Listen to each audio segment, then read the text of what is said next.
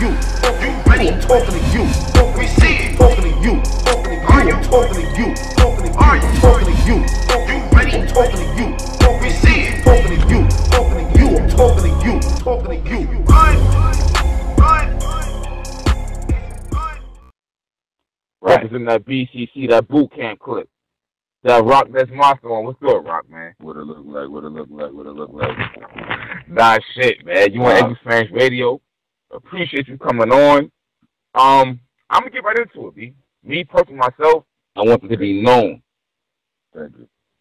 I don't know. I want that to be known. I fuck with y'all niggas, like all of y'all from Nocturnal to MFC. Like, you don't even get it, bro. You know what I'm saying? You really don't get it. Like. And I want to say thank you and shit, you know what I'm saying, for what y'all provided for hip-hop, in my opinion. Even though I feel like y'all should have got more, not commercial-wise, but more recognition, if that makes any sense. Yeah. You know what I'm saying? We feel that way, too, but we ain't going to cry about it and shit, you know what I'm saying? We just, it is what it is. We was dealt the cards, we was dealt. Yeah, but Rock, that was fucking. We played them. But Rock, y'all had it on Smash at one point, though, B. We ain't have nothing on Smash, man. We was just doing our thing, man. We was a bunch of little niggas running around in the game trying to figure this shit out. You know what I'm saying? We just happened to be real dope and real swaggy, I guess. I mean, swaggy wasn't a word at the time, but for back then, we was that. You understand what I'm saying? But, we never sold a whole gang of records or none of that shit. We were just making our little mark and shit, but back then competition was stiff. Like, niggas knew how to rap, and niggas and record labels were still in the game, really developing artists and putting money behind niggas and shit. Like, that was when Wu-Tang, Big Pun, Mobb Deep, fucking all of this shit was out around the same time we came out. You know what I mean? The game was furious. Jay-Z was coming out. Reasonable Doubt came out the same year. Nocturnal came out. You know what I'm saying? Shit was real. God damn. Yeah, but still, though, you know what? Even though you say, we a bunch of little niggas running around doing our thing and shit, like, all right, Buckshot, we got busy. I'm not saying we wasn't. I'm saying, like, we was dope, though, but, like, we didn't really have, you know what I'm saying? Like, we was on Duck Down, like Black Moon and Smith & Wesson was on Nervous Records. The first artist on Duck Down Records was Heltah Skeltah and then OGC, or maybe at the same time, but, we came out first. But like, and that was Duck Down Records was launched on Priority Records, which wasn't really a major, but it was kind of a major, but it wasn't really a major. You understand what I'm saying? Like, Jay-Z, like Reasonable Doubt was on Rockefeller Priority, if I'm not mistaken. You know what I'm saying? Like, Jay-Z was there first. He got the fuck out of there. You understand what I'm saying? And went to Def Jam. In my opinion, when we was on Priority, like through our stint with Priority, I felt like Priority was a West Coast label that didn't really know what to do with this East Coast shit. Like, they were good for the West Coast shit. They did good by NWA and Ice Cube or whoever else they may have had, but that was all West Coast. And I just felt like they didn't really know. It was like we was they. You know how hustlers back in the days, like a hustler would sell crack, right? But then he'd have some weed on the side. And he don't really give a fuck about the weed money, but he making money off of the weed, but he ain't really tripping on that. I felt like Duck Down Records was Priority's weed money. You understand what I'm saying? Like, they ain't put that real, either they didn't put that real push, or they didn't really, or somebody didn't really know what to do with the situation. You know what I mean? So it was what it was. You know what I mean? Okay. Tony Bro, talk to me, Tony Bro. Yeah, I mean, this is Tony, bro. Definitely an honor to talk, man, because I feel like y'all came in at it was sort of an inflection point at hip hop. You know what I mean? It was sort of you see it expanding. I mean, the West was definitely doing their thing. Y'all was doing y'all thing and like bringing that real New York sound. I think we in a similar time now where you got guys who aren't as lyrical on the mic, and the game is sort of morphed a little bit. Like, how do you see the change in dynamic in hip hop where it's maybe a little bit more melodic and it's less focused on maybe the straight up bar for bar? Like what do you think about that? I mean, that's the industry. That's not hip hop. And I'm not saying that the music ain't hip hop. I'm just saying that it's the industry that focuses more on the melodic shit. You know what I'm saying? Like, where I'm at, like I'm fucking around in the underground. I'm in the hoods. Like I'm a lot of places around a lot of different types of MCs. You know what I'm saying? And you know, it's not only the melodic shit. Out just happens to be what said industry, quote unquote, focuses on. Makes sense. So That's a you fact. gotta somewhat gravitate towards that for the industry. What'd you say? You have to somewhat gravitate towards that for the industry. I mean, you don't have to. I mean, really. I mean, that's the myth that we all that most of us feed into. That you have to do what the industry says to do. You know what I mean? It gets to the point where you got niggas telling dope. You got fans or friends of dope rappers telling them, son, you gotta dumb it down. You just gotta write some stupid shit, son. This is what dope niggas got friends that have told them that. You understand what I'm saying? Because they think that that's what you gotta do. And just when you go ahead and start doing it, then a nigga like fucking Kendrick Lamar comes out and does it with bars. Or J. Cole comes out and does it with bars. You understand what I'm saying? And then you like, man, I could have been, just do what you do. It's like, from what I learned in this day and age of the industry, you know what I mean? Like, this shit will pay off. It don't matter what you doing. You know what I mean? The whack niggas got fan bases because they consistent. You understand what I'm saying? And dopest niggas don't got fan bases because they don't. Or you know what I'm saying? Like, they can't get people to come out. They can't build their life back up because they didn't adapt to the way the new game is, where you have to be rapid fire consistent. You understand what I'm saying? That's the problem with most of the dope niggas from our era, is they haven't adjusted to this to the way the game is now. That attention span is way shorter. You know, it's a whole bunch of that's something that's changed about the game. Like, labels used to develop artists and shit, and they would put their money behind you to make it seem like you are consistent. You know, they would stretch your album out by putting one song and your image everywhere for a couple of months, maybe, as long as they could. Then they would put another one everywhere. You understand what I'm saying? Like, then and then they would follow that up. You know what I'm saying? It's like, now what niggas is doing, niggas don't even realize, half of the niggas running around with this independent shit, they don't even realize how much money it's gonna cost. They running around talking this, you know, that independent shit, but if you ain't got no money, you ain't gonna have no consistency. And you know, well, you could just keep putting your shit out on SoundCloud every week. And I mean, like, you better be a lit little nigga. You understand what I'm saying? Because niggas ain't checking for that. You understand what I'm saying? Niggas ain't checking for that. Like, you know, if your fan base, you know what I mean, like, or and you know, maybe you could do what you do. I don't know everything, but I'm just saying, the average nigga, you can't just think you gonna go independent and you ain't got no fan base and you ain't got no money and you ain't got no nothing, because you need consistency, or else you just making music for your block. Well, let me ask you this.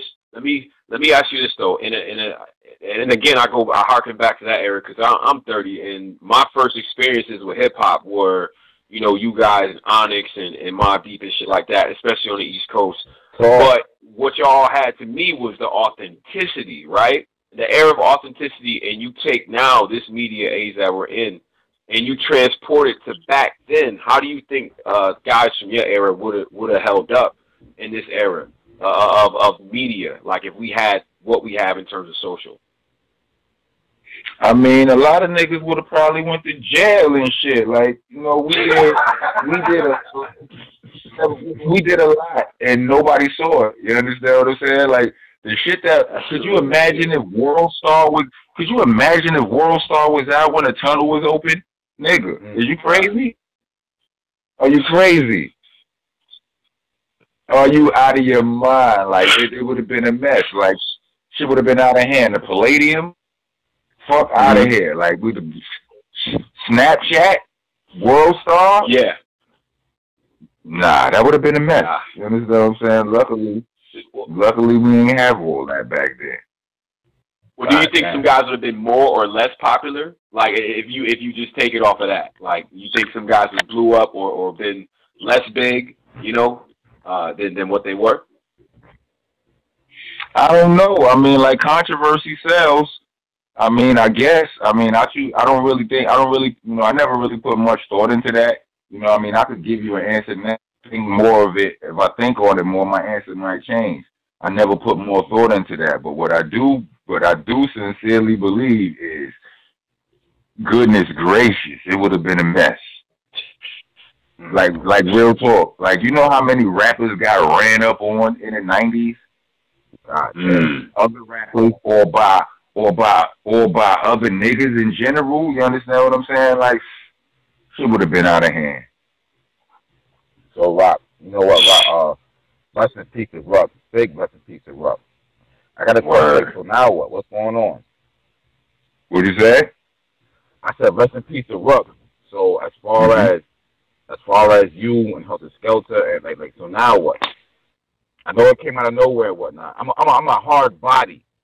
You know what I'm saying? Ruck fan, hard body. Like I made an album by like South Sway 17 Hami and whatnot. But what now? What is what I want to know. What do you mean? I mean, I gotta do what I gotta do. This is all I can do. Like I ain't nothing but a creative nigga. You understand what I'm saying? I ain't nothing but that. Like I'm better. I'm more creative than I am anything else. You know what I mean? Like literally. So,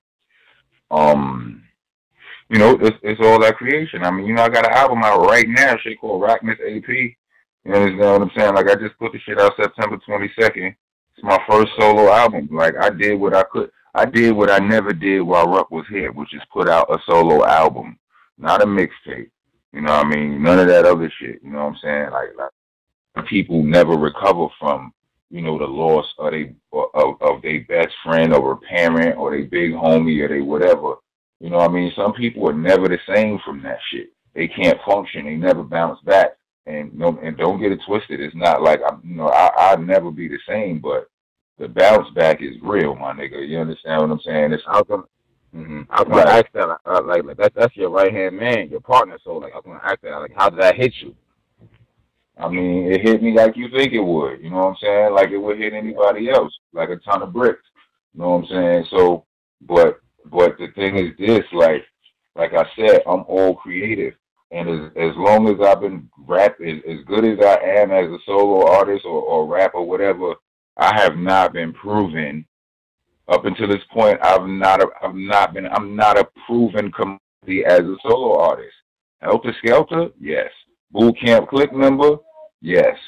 But as a solo artist, much. So, and like my my most valuable commodity was Heltah Skeltah. That was the most valuable product I sell at the rock store is Heltah Skeltah, and I don't have that anymore. You understand what I'm saying? So what am I supposed to do? Just be broke? You understand what I'm saying? Be homeless? Be starved? Like I got a little girl. What I'm supposed to do? Like you understand? A nigga gotta get on. A nigga gotta get it shaking. Point blank. Period. It ain't no question. It ain't. You know what I'm saying? Like it's like. What did you think I was going to do? Like I was in the studio recording The Streets One Blood 7 days after P passed. You understand what I'm saying? Okay, man. Because that's what I do. Whenever my emotions are high, that's what I do. When my emotions are low, that's what I do. Like I'm more creative than I am anything else. So that's what that is. Okay. Right. Hold on a second. Right. And when you create when you in the studio, like if you take us into your head when you in that space of just being creative, what type of is it visuals that you're looking at? Is it old music you revisiting, or you looking through the photo albums? Like what type of stuff is inspiring you to continue to write the music and be creative? I mean, for me, the creativity like everywhere. You know what I mean? Like. At any given time, I could be watching anything on TV or having a conversation with anybody or whatever and come up with some dope shit. And, I'll store it away or I'll start a rhyme right there or whatever. But, like, if I'm in the studio, I mean, like, there's so many different ways that I create. I'm opening up a snack for my daughter. There's so many different ways that it's so many different ways that I create. You know what I mean? Like if like I have little cures for writer's block. I have I have a whole little cachet of dope punchlines just stashed away and shit like that. So it don't really, it all depends on what the beat telling me to do. Once a beat is selected, you know what I'm saying? Like I just sit down and go, you know what I mean?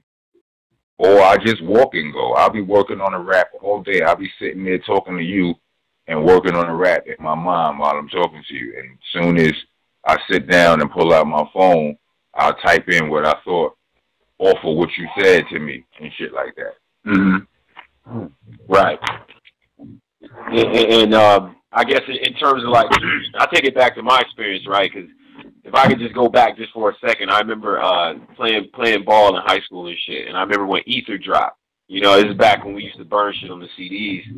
And my boy, like, everybody was chilling. My boy jumps into the study hall before we had practice and shit. He's like, yo, niggas, y'all got to hear this shit right here. And he throws it in, and we was just, like, blown away. You know what I mean? But what type of tracks, like, did you ever have that moment with boot camp or whatever where y'all was just chilling and somebody might have popped in and was like, yo, you got to hear this shit? Like, if so, what song was it for you that y'all had that moment? You know what I mean? I mean, I've had that moment with a lot of songs. My nigga Louisville Slugger from OGC often would bring me a song that he knew would get me going. One of those songs he brung me, it was on my birthday in like 95 or some shit. He brung me, or maybe it was 94, but whenever, it was an early copy of How High, the original version, Method Man and Redman. The one with the hard beat, not the one with the Fly Robin Fly sample. Right. It was the other one. And he brung that shit, because that was the original one. He brung that shit to me and Ruck crib on my birthday. That was the best. I don't remember nothing else I got for my birthday that year. I remember that. That shit was crazy. That's real shit. Okay. That shit was crazy. That was the best gift anybody could give me that year. That's the only one I could remember. He did it. He did it again. I remember only the other time that stands out to me. He did that with Eminem, "Lose Yourself." He brung that shit to me straight to the crib. Listen to this. Here, I see you later. Go. And that was just that. Yeah. I was like, yeah, that's crazy. I lost my phone. I'm gonna just leave this here with you real quick. Like right. And left. Right. So shit. So Rock, so as far as boot camp is concerned, is everybody on the same page or what's going on? Yeah. I mean, well, OGC ain't exactly on the same page with each other, but everybody's on the same page with me. I mean, everybody's on the same page with boot camp. Like, you know what I'm saying? Like, Strang and Louisville, truth be told, it's like Strang don't really give too many fucks about rapping anymore, and neither does Louisville. You understand what I'm saying? But they will do boot camp click shit, at the drop of a dime. You know what I'm saying? They don't really want to do OGC shit. And, you know what I'm saying? Why is that? Because they don't. You know what I'm saying? They don't give a fuck. They just don't. Like I said, like, while y'all think that we had the game under control, the game was beating niggas up. You understand what I'm saying? Like, niggas had it rough. Niggas ain't never really have it as great as niggas may think we had it. And, for that matter, like, niggas is street niggas and niggas is men. Niggas ain't going, but for the love of hip-hop, niggas are supposed to struggle. You understand what I'm saying? Fuck out of here. Nah. Niggas will do what they do. Niggas is alright. Niggas ain't broke, starving, or hurting. You understand what I'm saying? But they ain't fucking with rap like that. And I don't blame niggas. You understand what I'm saying? Mm. So your love for rap, has it died some? Who, me? No. See, the thing you gotta understand, like I said, for me, I'm only a creative nigga. Like, if I don't, like, I'm not them. Like, they more talented than I am in life. You understand what I'm saying? Like, regardless of like, I may be a more experienced MC than Louisville and Top Dog or whatever, but they more talented in life. All I got is this shit. You understand what I'm saying? They are very multi-talented ass niggas. You understand what I'm saying? So it's like, if I don't do this, I got some other shit I can do. You know what I'm saying? Mm-hmm. Hold on a second. What's up, baby? You in there? Yeah. All right. Yeah. Mm-hmm. But yeah, like I said, like I got songs floating around with these niggas. Me and Strang work together. We all still do work. But they just ain't tripping on no OGC album. You know what I'm saying? Damn. I feel you on this shit, man. Like, I don't know, man. This whole shit is wild and shit. I fuck with Wu. I fuck with Onyx. I fuck with Onyx heavy and shit. But I feel like y'all didn't get the respect y'all actually deserve. If somebody look, this is the thing. If somebody put some money on the table that they could respect, they would do it. Mm-hmm. Niggas ain't going to do it for $5. You understand what I'm saying? I know these niggas, and I know they men. They grown ass men, and they don't, and they get along with each other. You understand what I'm saying? Why would they turn down money? But if you could find somebody to put the money on the table, then they'll do it. If you can't, then guess what? This is where we are. You understand what I'm saying? Yeah. God damn. Okay. Well, hey, man. I mean, I don't. Go ahead to me, bro. Yeah.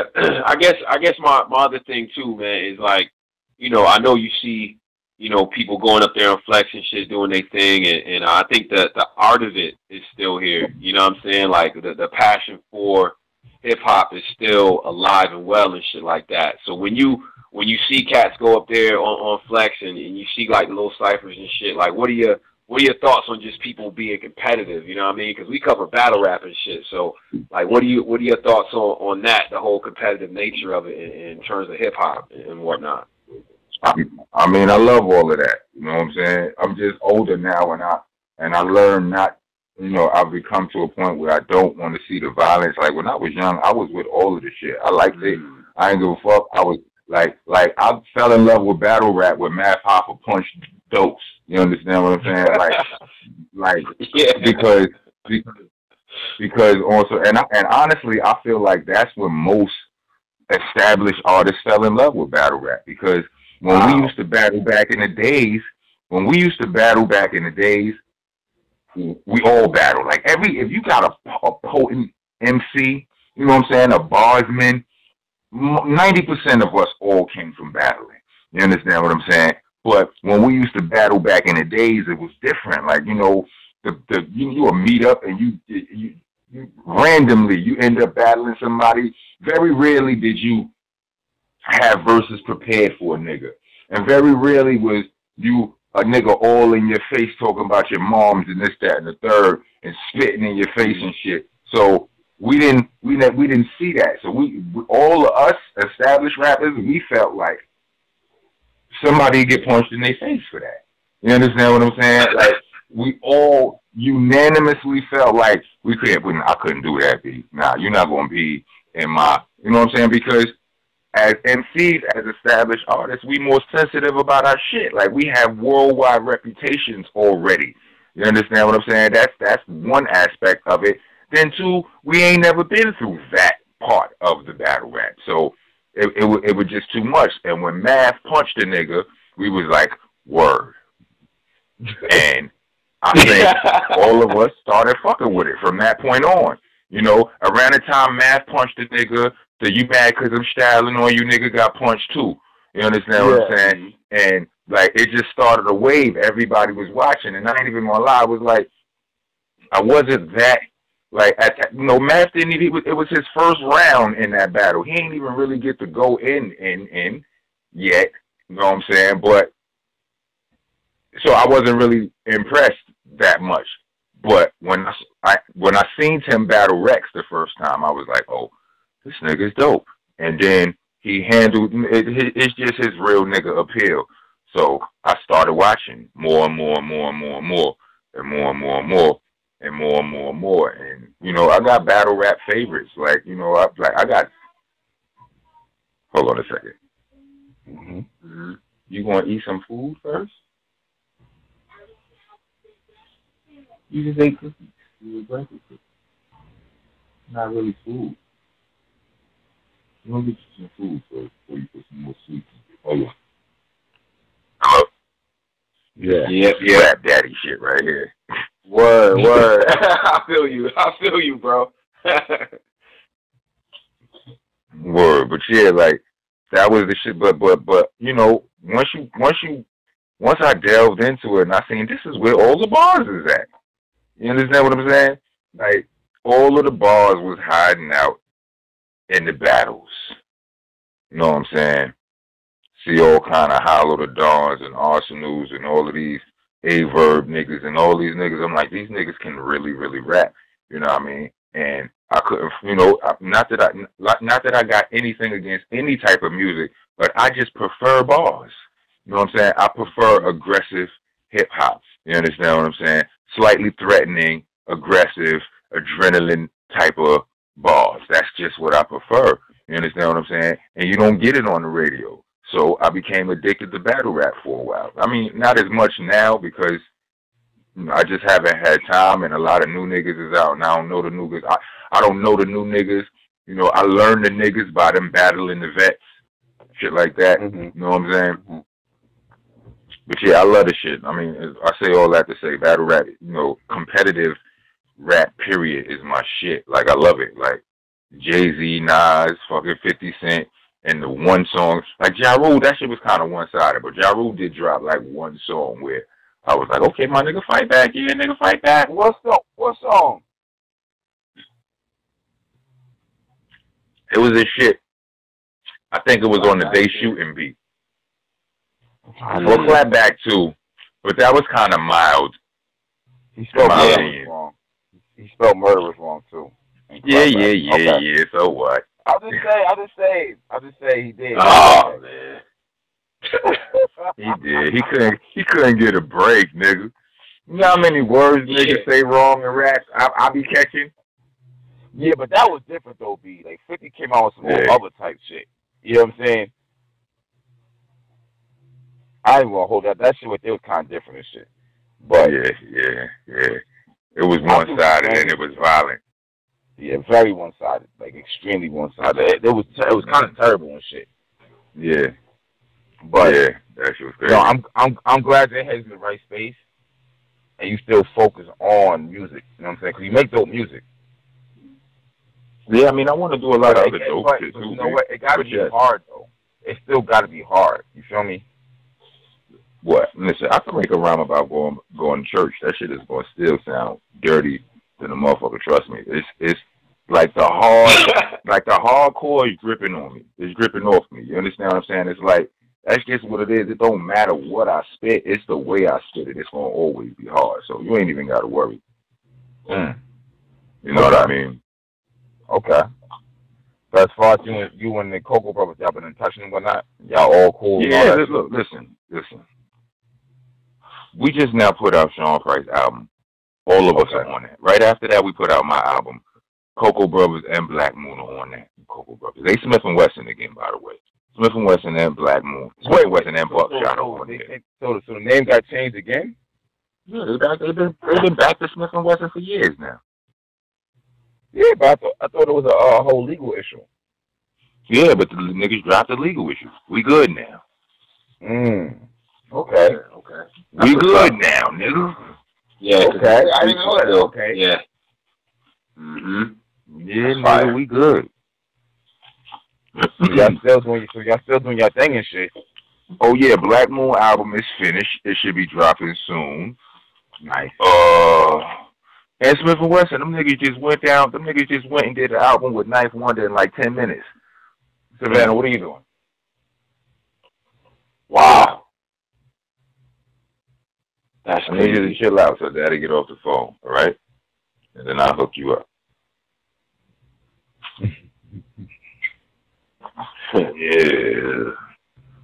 I'm laughing. Yeah, everybody. Yo, I'm laughing because you in daddy mode. It's I respect it. This right here is the other side that do you hear it? Do you hear this shit right here? She's like, Dad, do you want a juice? No, I don't want no juice, baby. I'm good. Yo, it's mad ill because this right here is the side that we don't see from artists. Right. You know what I'm saying? And that's and the wild shit about me is like you know, with the exception of a few things, I'm willing to show niggas everything. Like, I don't give a fuck. Like, you know what I'm saying? Like, because I've always, for a very long time, I've always felt like, and I tell this to young artists too, like, you don't need no gimmick, nigga. You are enough. All you need is consistency. Let consistency be your gimmick. You understand what I'm saying? But be the youest you can be, because people want to see all that shit. You understand what I'm saying? That's why reality TV is so big. Whether it's fake or whether it's real, it's portrayed to be real. I don't know. I ain't never been on the scene of one, so I can't officially tell you. You understand what I'm saying? But it's portrayed, it's advertised as real. So what people see is the inside story all day, which is all they really want to see. You know what I'm saying? You got these stories with love and hip hop. All of these cities, they got musicians and shit, and it'd be very little music in these shits. You understand what I'm saying? It's more of the inside stuff than anything. You know what I mean? Because that's what people want to see. And my shit interesting too, nigga. It's all good. The cool shit, the fun, like the average nigga, the average rap nigga's life is part rap movie, part sitcom, part fucking love drama, part reality show. You got all of these aspects of your life. All of that exists in every one of our lives. You just got to know how to pack. We just got to figure out how to package and sell that bitch. However much of it you willing to sell. Yeah, that's real shit. Baby, wait. I don't want you to drink that shit. I want you to eat this first. All right? All right. Shut up. Get down from there. All right, we'll sit down. Yeah. Got me exposed to the world. Nah, good.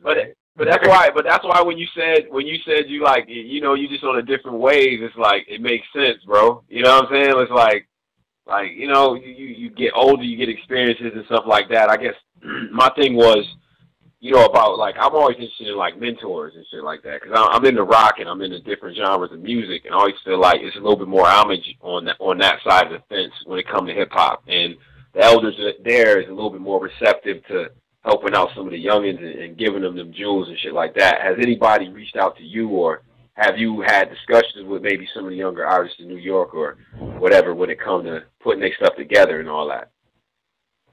I mean, I do that all day, every day. Like, I'm a rap factory. Like, not only do I make raps, but I train rappers. It's what boot camp has been doing ever since before boot camp. You understand what I'm saying? So, I'll be at showcases. I'll be at all of that. I got niggas in all of those shits. You know, I got a little homie that's from my family, from our blood name, from our bloodline. His name is Titanium. He's one of mine. He's from my block. You understand what I'm saying? He ain't making the smack yet. You know what I mean? He be doing, what's the We Go Hard TV battles and shit like that. Oh, word? He over there. You know what I mean? But his name is Titanium. Titanium. I'm about to check it out. He's a little light-skinned nigga. He's from my block. That's my little man. Like, you know what I mean? You see an average showcase, a lot of these showcases that be out here. Like, I've been to a lot of them. If you see me there, I probably, one of mine is probably in there. One of the niggas that I help train or one of the niggas that I mentor. You know what I'm saying? Because I'm still very connected to the hood. You know what I'm saying? So, I'm there with all the youth. And I'm always giving them pointers and the odds and ends and shit about this shit. You know what I'm saying? You'll see. I'm about to start showing you all them niggas. Like, if you follow my social medias, every once in a while you'll see. Like, but you know, right now the focus is just on my shit. But in a very short time, you're gonna see me blasting a whole bunch of shit, dope shit from new niggas, and they all are part of what I consider to be my monster nation. You know what I'm saying? Straight BK shit all over. Mostly BK. I ain't mad at that and shit. Damn, nigga, the fuck you eating? Nigga, that shit sounds good as hell. What you eating? What's up, nigga? Sandwich, nigga, turkey and cheese.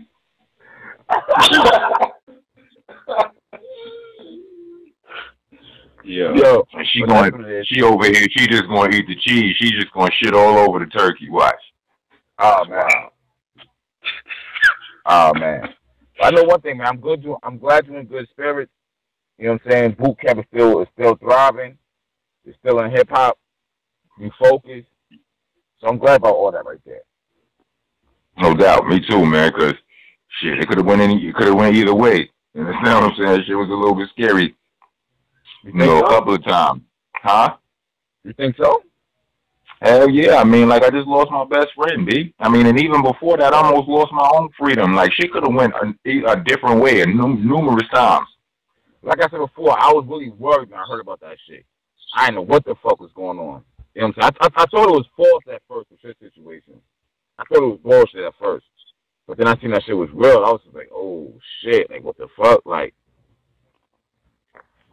but I'm glad you beat that shit. Yeah, so like I said, shit could have turned out different. We all glad, nigga. I'm grateful my damn self. I'm grateful. I'm glad to be here talking to you. Eating my daughter turkey and cheese. That's what it is. But yo, Rock, I'm gonna hit you back up and shit. It's last minute, I already know, but I'm gonna hit you back up, my nigga. It's all good, man. Whenever you ready. That's it. I definitely appreciate it. Keep doing your thing, my nigga. Yo, any music you got, like, send that shit. I'm gonna get it, and I'm gonna upload that shit to YouTube. Mm-hmm. Yo, let them know. We live, though, right? Everybody can hear me. Rocking this AP out now. Imperious Rex, which is Sean Price's album, is out now. My other brother, Rusty Jukes' album is out right now. Shit is called International Jukes. Get those. Black Moon is coming, and Smith & Wesson is coming. Pause. Both of their albums are finished. Smith & Wesson album is produced entirely by Ninth Wonder. This shit is going to be ridiculous. You understand what I'm saying? So stay in tune. We ready, and there's more coming. It don't stop there. The new Heltah Skeltah album is on the way. So don't even trip. Keep moving. You know what I mean? Hey, I'm gonna call you probably like next week. Just how we all really talking shit. This right here was last minute shit, but I got you, my nigga. It's all good. Be safe, bro. Word, man. Salute. Easy, salute, bro. I'm talking to you. You ready? I'm talking to you. We see it. Talking to you. Are you talking to you? Are you talking to you?